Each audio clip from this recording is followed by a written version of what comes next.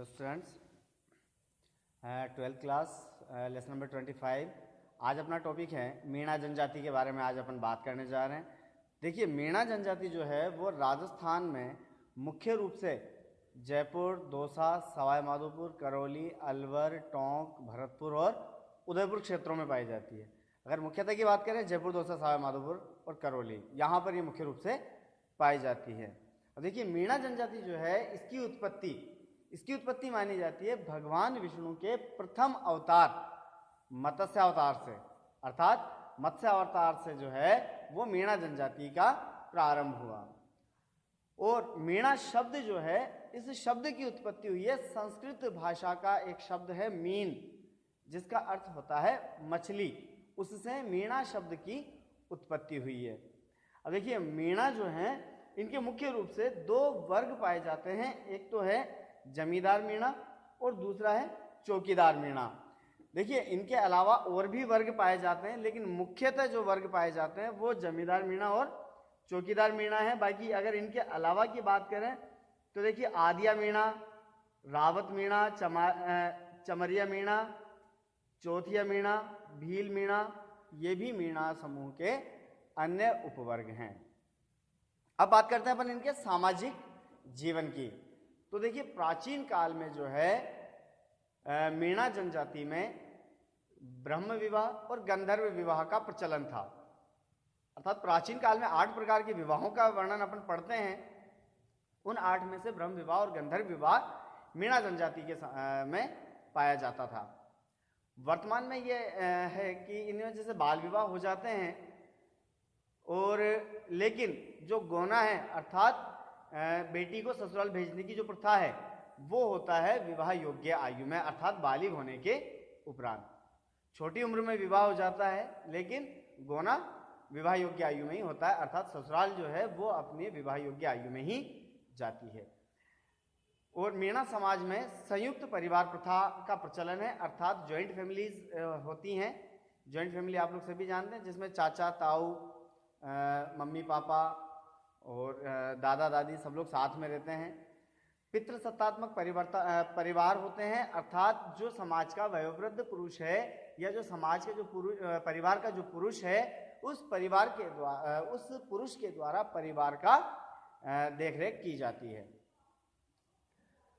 अब इस सामाजिक जीवन के अंतर्गत ही अपन पढ़ रहे हैं कि जो मीणा जनजाति है इसमें 4 प्रकार की पंचायतें पाई जाती हैं। जैसे मान लीजिए, इनका जातिगत या इनका जो भी कोई समाज का इंटरनल अगर कोई मसला होता है, जैसे इनके आपसी कोई झगड़े हो गए, या इसके अलावा इनके जो नाता विवाह है उससे संबंधित, या कोई तलाक, या कोई अन्य जो है इनकी जो भी कोई इंटरनल जो सामाजिक जो गतिविधि है उसके संदर्भ में अगर किसी भी प्रकार का विवाद उत्पन्न हो जाता है तो ये इसके लिए 4 स्तर की हैं। 4 प्रकार की नहीं, 4 स्तर हैं।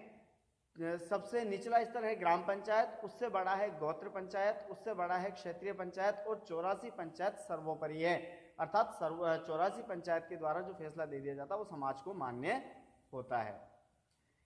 अब इनके सामाजिक जीवन में ही है नेजा नृत्य। महिलाओं के द्वारा नेजा नृत्य किया जाता है।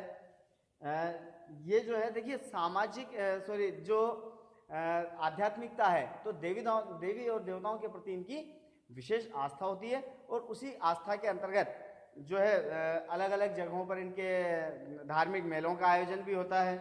जैसे धार्मिक मेलों की अगर अपन बात करें तो सवाई माधोपुर में है रणथंभौर गणेश जी का मंदिर, वहाँ पर होता है। सीकर में रेवासा में जीण माता का मंदिर है, वहाँ पर इनका अलग से मेला होता है।